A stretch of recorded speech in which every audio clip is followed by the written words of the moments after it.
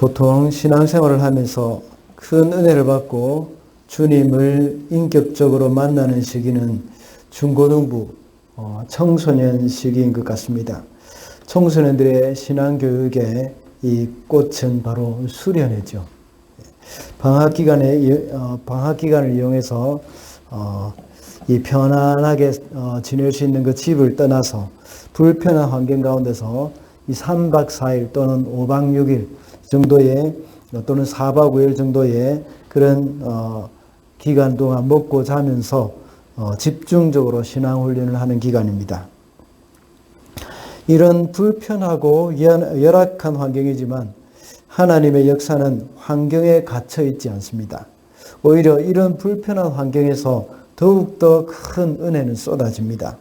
저도 청소년 시절에 수련을 하는 중에 좀 비가 와서 예정된 프로그램을 하지 못하고 실내에서 기도회를 하는 중에 이 하나님과의 그런 인격적인 깊은 만남을 하게 되었습니다. 불편하고 힘든 가운데서 그런 환경과 또 예기치 못한 일들이 발생했을 때에 하나님의 놀라운 일이 우리 가운데 역사하는 그런 일들이 참 많이 있습니다. 또 한 번은 제가 중고등부 교사로 수련회를 참가할 그때였었는데 그때도 역시 비가 많이 왔습니다. 그래서 밖에 나가서 해야 할 액티비티를 하지 못하고 대신에 녹음기를 틀어놓고 그 녹음기 간증 테이프를 들었습니다. 그때 그냥 뭐 비디오로 녹화된 것을 보는 것도 아니고 그냥 간증 테이프를 듣고 있었는데 우리 중고등부 학생들이 참 집중해서 잘 들었고 또 이것저것에서 간증을 들으면서 흐느껴 우는 그런 소리도 들었습니다. 참 그 간증을 들으면서 청소년들이 큰 은혜를 받고 하나님 앞에 이 삶을 결단하는 그런 일들도 있었습니다. 과거에 또 한 번은 제가 중고등부 교사로 있을 때인데 덕유산에 SFC 전국 수련회가 있었습니다. 거기서 텐트를 쳐놓고 많은 사람들이 학생들과 교사들이 모여서 수련을 했었는데 굉장히 많은 사람들이 모였습니다.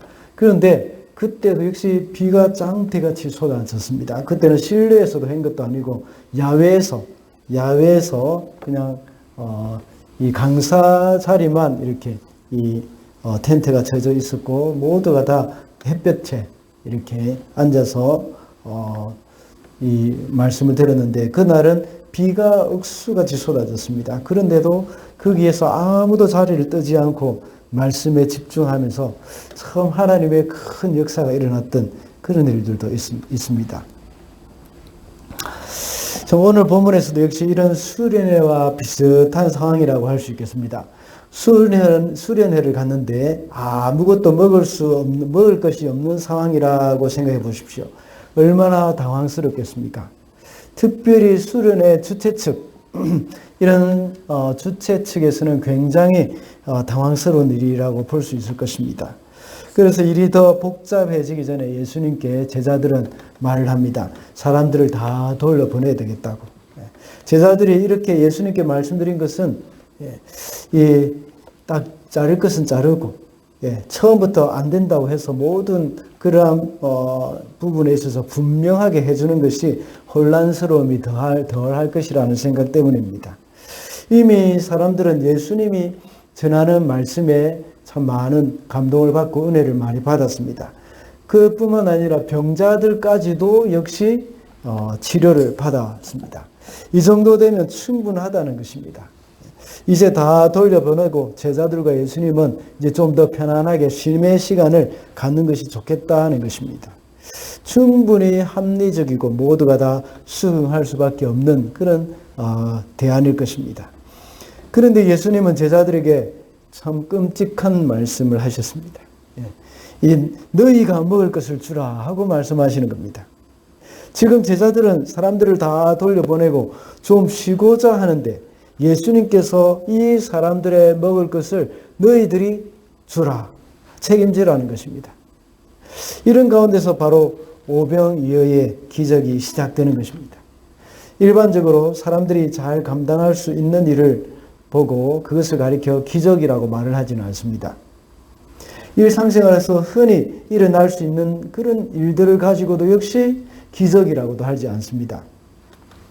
오늘 본문에 나오는 기적은 모든 복음서에서 다 기록되어 있는 그런 놀라운 아주 또 중요한 의미가 있는 그런 교훈이 있습니다.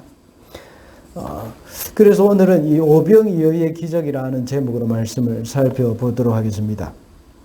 첫째로 오병이어의 기적은 빈들에서 일어났습니다. 15절 말씀입니다. 저녁 때가 되니 제자들이 예수께 다가와서 말하였다. 여기는 빈들이고 날도 이미 저물었습니다. 그러니 무리를 헤쳐 보내어 제각기 먹을 것을 사 먹게 마을로 보내시는 것이 좋겠습니다. 서론에서 언급했던 것처럼 이 기적은 일반적인 상황에서 일반적인 일이 일어나는 것을 가리켜 기적이라고 하지 않는다고 했죠. 이 기적이라는 것은 도저히 불가능한 환경 가운데서 일어나는 그런 특별한 일입니다. 방금 읽은 본문에서 볼 때 역시 일반적인 상황이 아닙니다. 다시 말하자면 빵을 구할 수 있는 환경이 아니라는 겁니다. 또 빵을 구하러 갈 그런 상황도 아닌 가운데서 일어난 일입니다. 15절의 말씀에서 제자들의 입을 통해서 이 어려운 여건을 말을 하고 있습니다. 그 어려운 여건은 바로 저녁을 먹을 때이고 또 하나는 또 빈들이라는 말입니다. 여기서 가장 좋은 방법은 그 무리들을 돌려보내서 제각기 자기가 먹을 것을 해결하는 것, 그것이 가장 좋은 아이디어라고 볼 수 있습니다. 그러나 하나님의 기적은 이 빈들에서 일어나는 겁니다. 빈들이라고 할 때에 먹을 것을 구할 수 있는 것이 아무 데도 없다는 것입니다. 그리고 모든 도움이 차단되어 있는 것입니다. 우리 지난 주일날 말씀을 보았던 것처럼 요셉에게 있어서 빈들은 바로 구덩이였습니다. 거기서 그 누구에게도 도움을 구할 수 없고 오직 하늘만 열려 있는 곳, 그것이 바로 구덩이 또 빈들입니다. 이곳 빈들도 역시 먹을 것을 구할 수 없는 곳이라는 의미입니다. 그곳에 만약에 파킨세이브가 있다면 이건 빈들이 아니죠. 빈들에서 확실히 하나님의 도움을 우리는 구할 수 있는 겁니다. 그리고 또 하나님의 도와주시는 그 은혜, 기적 이런 것들을 경험할 수 있는 것이죠. 이곳에서 예수님께서는 제자들에게 말씀하시기를 너희가 먹을 것을 주라고 하십니다. 그때 제자들의 대답은 무엇입니까? 자기들이 가지고 있는 것은 빵 5개와 물고기 2마리밖에 없다고 대답을 합니다. 남자만 5,000명이라고 했는데 여자들과 아이들까지 다 합하면 10,000명은 넘겠죠. 10,000명에서 15,000명 정도 우리가 예상할 수가 있습니다. 이 많은 사람들을 다 먹일 수 있기 위해서는 많은 돈이 필요합니다. 다른 요한복음에서나 다른 복음서에서는 200데나리온이 필요하다고 말을 하고 있습니다. 노동자의 2년 품삯 정도 되는 것이죠. 이런 많은 돈이 필요한데 이 많은 양식을 이렇게 이 돈이 있다고 하더라도 이 많은 양식을 살 마트도 없다는 겁니다. 망공장도 없다는 것입니다. 그런데 예수님께서는 때로는 우리에게 참 불가능한 일을 억지로 시키실 때가 있습니다. 이것은 분명히 좋은 일입니다. 그러나 우리가 이것을 하나님께서 시키시는 이 일에 대해서 불만을 품고 거역하게 되면 좋은 일을 경험하지 못하게 되는 것이죠. 하나님께서 불가능한 일을 억지로 시키실 때 이것은 우리에게 좋은 일입니다. 분명히 좋은 것입니다. 왜냐하면 하나님께서 우리에게 불가능한 일을 시키실 때에 그 주님께서 이 일에 대해서 하실 일이 있기 때문입니다. 만약에 주님이 아니고 담임 목사인 제가 우리 성도님들에게 이런 일을 시킨다면 아마 이 상담을 좀 받아봐야 할 수도 있습니다. 뭔가 비정상입니다. 제가 아무리 목사라고 하지만 이런 황당한 일을 시킨다는 것은 뭔가 정신적으로 정상은 아닐 수도 있다는 그런 생각이 들 수도 있습니다. 그런데 예수님께서 이런 불가능한 일을 명하실 때에 뭔가 대단한 일이 준비가 되어 있기 때문입니다. 이것이 빈들이기도 하지만 예수님의 제자들 역시 이 정서적으로 아주 빈들을 경험하는 순간이라고 볼 수 있습니다. 이미 굉장히 피곤한 상태였고 참 여러 가지 좀 쉬고 싶은 그런 마음이었습니다.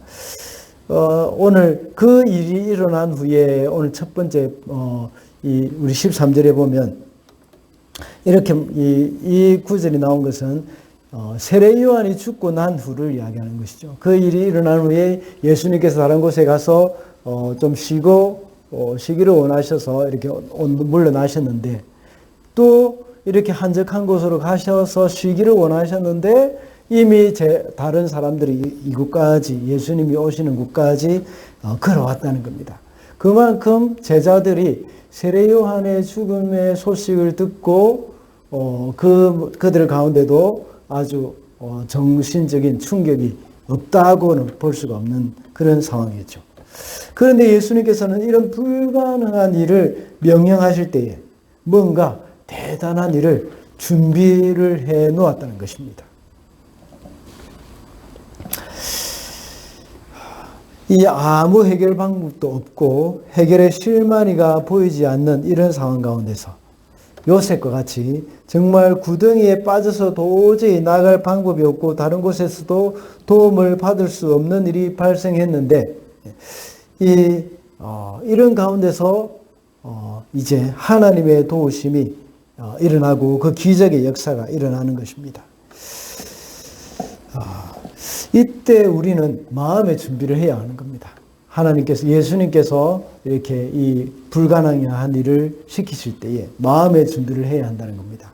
하나님이 우리에게 큰 기적을 베풀어 주실 차례라는 것을 알고 마음에 하나님께서 우리에게 뭔가 큰 일을 하시겠구나 하는 그런 생각을 가지고 기대를 가져야 합니다. 이스라엘 백성들이 역시 출애굽할 때에 이집트에서 나오는 가운데 광야라는 빈들에서 하나님의 확실한 도움을 받았습니다. 거기서 하나님이 60만 명이나 되는 그 백성들이 매일 먹을 만나와 메추라기를 보내주셨습니다. 그리고 바위에서 샘물이 터지게 해서 또 마시게 하셨습니다. 이런 기적은 광야라는 빈들 이곳에서만 경험할 수 있는 일입니다. 하나님께서는 빈들에서 이런 기적이 일어나도록 하시는 겁니다. 이것이 빈들이 아니라 테라파, 더베이스와 같은 곳이었다면 이런 은혜가 없을 것입니다. 빈들이었기 때문에 받는 은혜가 바로 오병이어의 기적입니다. 우리 인생에도 역시 이 빈들이기 때문에 받는 은혜가 있습니다. 아무도 없고 한치의 앞을 알 수 없는 그 빈들의 시간을 통해서 하나님이 우리에게 주시는 특별한 은혜가 있다는 것을 우리는 기억해야겠습니다. 많은 사람들은 살아가면서 빈들이 없기를 원합니다. 빈들이 없이 살아가는 것이 복이라고 생각을 하고 참 복된 삶을 살았다 하고 생각할 수도 있습니다. 살아가는 데 있어서 문제가 없이 평탄한 길을 가는 것을 복이라고 생각하는 사람들이 대부분입니다. 그러나 하나님의 진정한 은혜는 빈들에서 주어집니다. 여러분들 중에 지금 빈들을 거닐고 계시는 분이 계십니까? 하나님의 은혜를 받게 되는 기회라는 것을 우리가 알고 있어야 되겠습니다. 하나님의 기적을 경험하는 기회입니다. 우리 교회 성도님들 중에서도 질병으로 어려움을 당하는 분들이 많습니다. 정말 아프지 않고 건강하게 좀 살아갈 수 있으면 참 좋겠지만 이렇게 질병이 찾아오는 것은 어쩔 수 없는 일입니다. 이럴 때 우리는 하나님이 우리에게 은혜를 주실 시간이라는 것을 우리는 믿으시고 잘 이겨나가야 하는 겁니다. 갑작스럽게 집안에 우환이 일어났다고 생각이 드십니까? 그것이 바로 하나님의 은혜가 쏟아지는 그 빈들이라는 것을 기억해야겠습니다. 그때는 정말 견디기가 어렵고 이겨나갈 힘이 없게 느껴집니다. 그리고 생업이 너무 힘이 들어서 지쳐 쓰러질 것 같을 때에 그때가 바로 우리의 빈들이라는 사실, 우리는 기억해야 합니다. 하나님께서 우리에게 소망을 두고 잘 하나님께 우리가 소망을 두고 잘 이겨 나갈 수 있어야 합니다. 우리 주님이 베풀어 주시는 그 오병이어의 기적은 바로 이 빈들에서 일어났기 때문입니다. 둘째로 오병이어의 기적은 일용할 양식을 해결해 주신 것입니다. 19절부터 20절입니다. 그리고 예수께서 우리를 풀밭에 앉게 하시고 나서 예수께서 무리를 풀밭에 앉게 하시고 나서 빵 5개와 물고기 2마리를 들고 하늘을 우러러보시고 축복 기도를 드리신 다음에 떼어서 제자들에게 주시니 제자들이 이를 무리에게 나누어 주었다. 그들은 모두 배불리 먹었다. 남은 부스러기를 모으니 12강주리에 가득 찼다. 예수께서 무리에게 먹을 것을 주셨다고 말씀하고 있습니다. 주님께 나온 사람들에게 예수님은 영적인 필요 그리고 또 영의 양식인 말씀만 주신 것이 아니라 무리들의 일용할 양식도 함께 주셨다는 겁니다. 이것은 유대인의 왕으로 오신 주님께서 백성들의 필요도 역시 알고 계시고 그들에게 일용할 양식을 주신다는 것입니다. 이 마태복음의 주제가 뭐였습니까? 바로 왕으로 오신 그리스도이지 않습니까?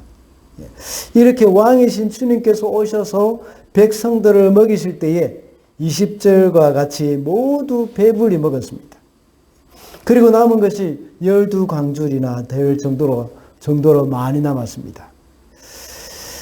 이 세상의 왕 바로 앞에 우리가 앞에 구절에서 우리가 살펴봤던 것처럼 헤롯과 같은 왕은 자기가 5,000명을 먹이는 것이 아니라 5,000명이 먹을 것을 자기 혼자 다 먹고 있었죠. 그래서 그 생일잔치에서 많은 사람들을 초청해서 자기의 즐거움을 누리고 있었습니다. 그리고 거기에서 세례 요한의 목을 베도록 명령을 한 것입니다. 이런 세상의 왕이 있지만 그러나 진정한 왕은 예수 그리스도라는 것입니다. 예수님은 혼자서 남자만 5,000명을 먹이는 그런 일을 행하신 분이십니다.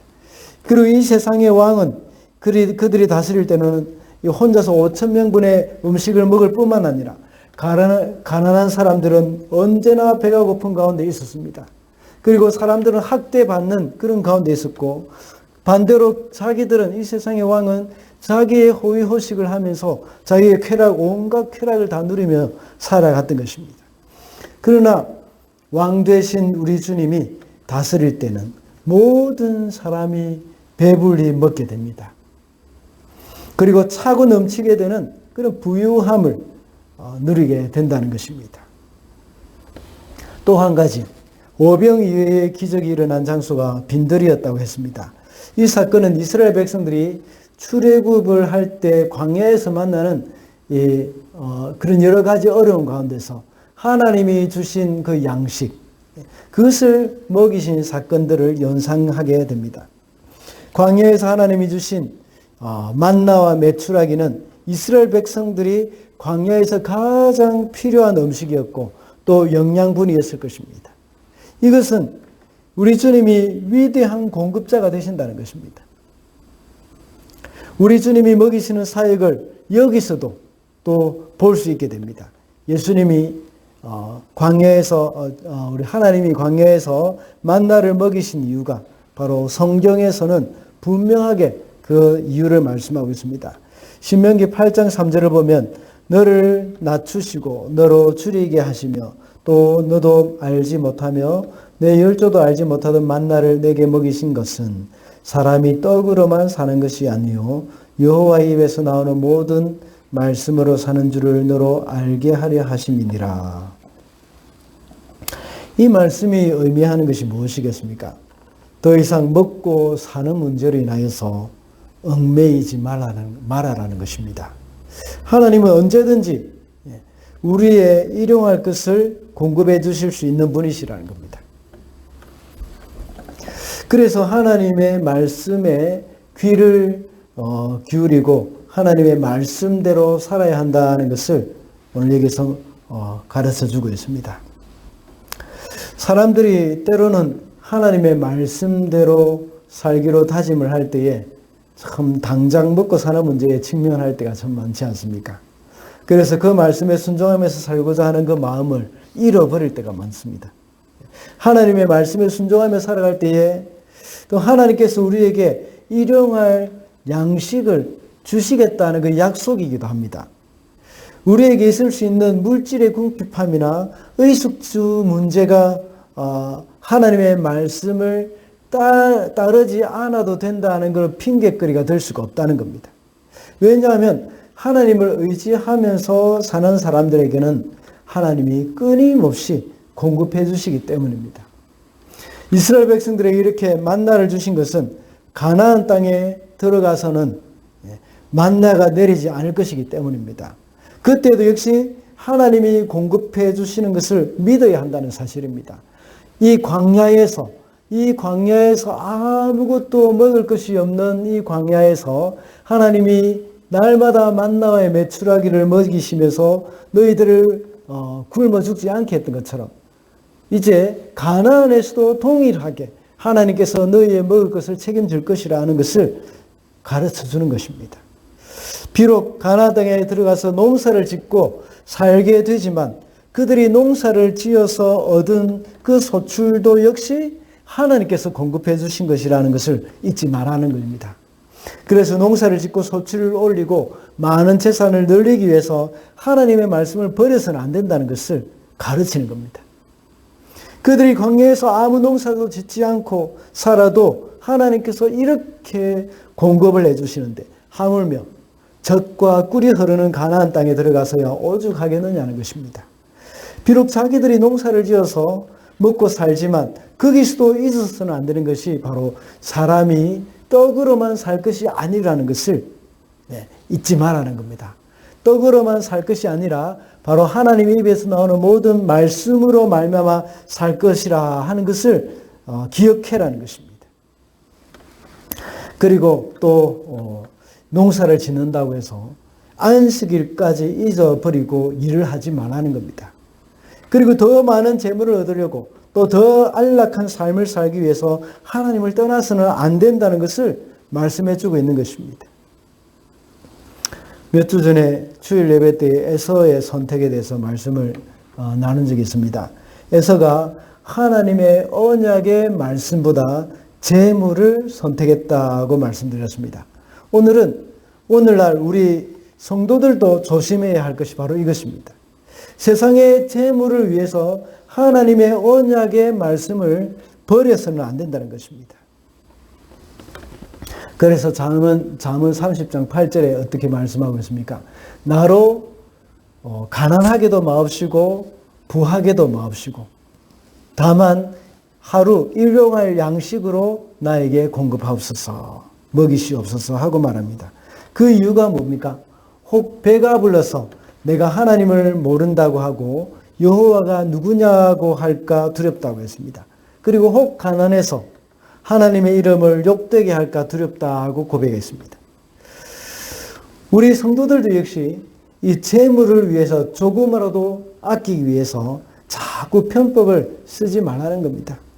돈을 모으기 위해서 하나님의 말씀에 위배되는 행동을 하지 말라는 겁니다.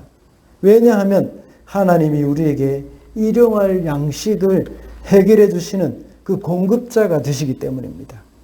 그러므로 이 오병이어의 기적은 하나님이 우리에게 일용할 양식을 주시는 것이라는 것을 우리가 알 수가 있습니다. 마지막으로 오병이어의 기적은 성도의 작은 헌신으로 이루어집니다. 16절과 17절입니다. 예수께서 그들에게 말씀하셨다. 그들이 물러갈 필요가 없다. 너희가 그들에게 먹을 것을 주어라. 제자들이 예수께 말하였다. 우리에게 있는 것이라고는 빵 5개와 물고기 2마리밖에 없습니다.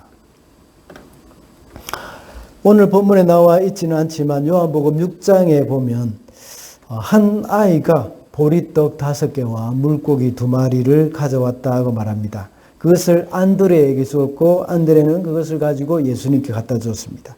이것은 한 아이의 한 끼 도시락 정도라는 것입니다. 그만큼 적은 양이라는 겁니다.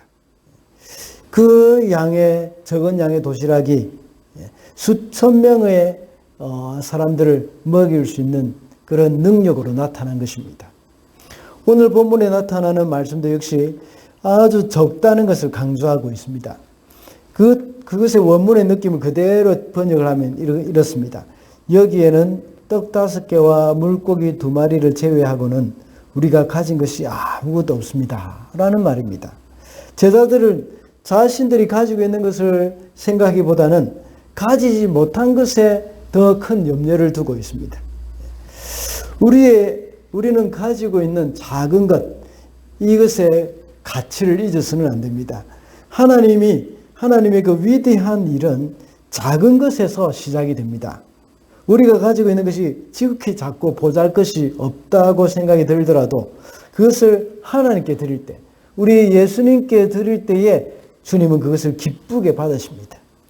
하나님께서는 우리의 작은 헌신과 용기를 받으신다는 것입니다. 그래서 오병이어의 큰 기적을 일으키시는 겁니다. 이렇게 어린아이의 한 끼 식사밖에 안 되는 이 적은 양, 이 음식을 예수님께서 하나님께 감사 기도를 하신 후에 떼어서 나눠주시니까 그것이 계속해서 줄어들지 않습니다. 떼고 나누어도 계속해서 줄어들지 않는 것입니다. 그래서 남자만 5,000명을 먹이고 12광줄이나 남는 그런 큰 일들이 일어난 겁니다. 우리 주님은 오늘날도 우리에게 우리의 헌신을 원하고 계십니다. 16절의 말씀처럼 너희가 그들에게 먹을 것을 주라고 말씀합니다. 우리 주님은 제자들의 형편과 처지를 다 알고 계셨습니다. 제자들에게 무슨 돈이 있어서 이 많은 사람들을 먹일 음식을 사오겠습니까? 그럼에도 불구하고 예수님은 너희가 그들에게 먹을 것을 주라고 하십니다. 여기서 우리 주님은 제자들에게 이 작은 헌신을 요구하는 겁니다.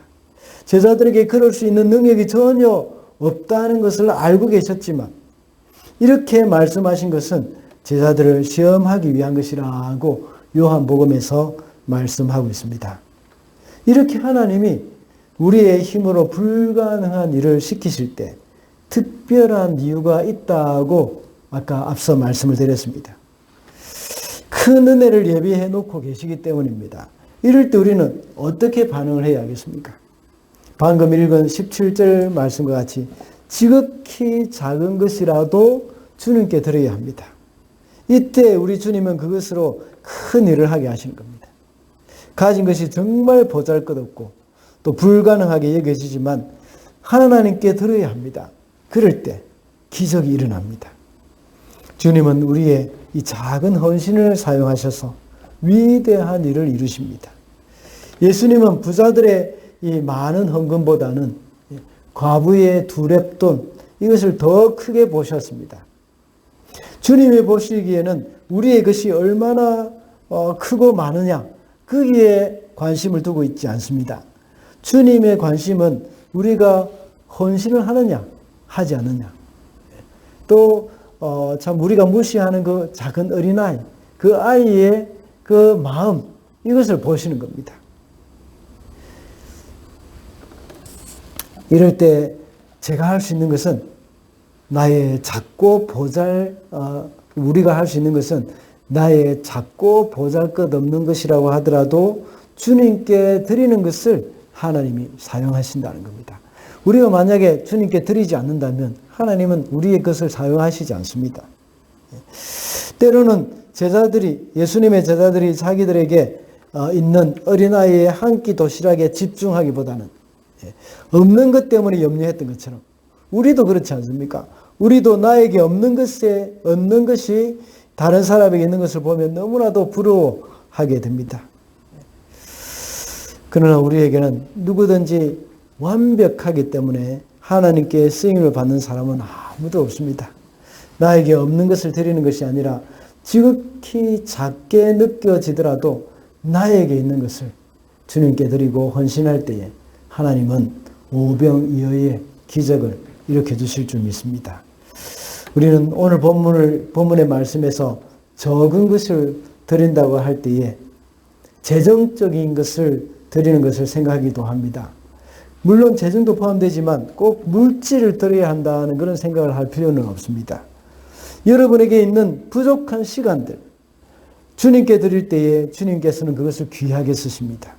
여러분에게 있는 건강, 그것을 주님께 드릴 때에 그것을 하나님께서는 귀하게 쓰십니다. 여러분이 가지고 있는 그 재능, 이것을 주님께 드릴 때에 주님은 그것으로 큰 기적을 일으키실 것입니다. 말씀을 맺겠습니다. 오늘은 오병이어의 기적이라는 제목으로 말씀을 살펴보았습니다. 오병이어의 기적은 빈들에서 일어났고 우리의 일용할 양식을 해결해 주신 것이라고 했습니다. 그리고 오병이어의 기적은 이 작은 헌신으로 이루어진 것이라고 했습니다. 우리의 삶 속에서 겪게 되는 일들 또는 광야와 같은 일들, 하나님의 이 크신 은혜를 경험할 수 있는 기회라고 우리는 믿어야 합니다. 그러므로 우리에게 있는 어려움들 또는 그 누구도 도움을 줄 수 없는 그런 상황 가운데서 하나님의 은혜를 받을 수 있는 우리가 기회로 삼고 소망을 가져야겠습니다. 그리고 우리 주님이 모든 사람을 배불리 먹이신 것처럼 우리도 역시 결코 굶기지 않으실 것이라는 것을 우리가 믿습니다. 그래서 어려움이나 불이익이 있어도 하나님의 말씀대로 살면 승리하는 그런 하나님의 백성이 될 수 있다는 겁니다. 또한 우리가 가지고 있는 것이 작고 실망스럽다고 할지라도 의기소침하기보다는 그 작은 것이라도 주님께 드릴 때, 주를 위해서 사용할 때에 우리는 하나님의 풍성한 능력을 경험하게 되는 겁니다. 그래서 주님이 허락하신 모든 환경 가운데서 주님의 은혜를 경험하며 하나님께 영광을 돌리게 되는 저와 여러분이 되시기를 바랍니다.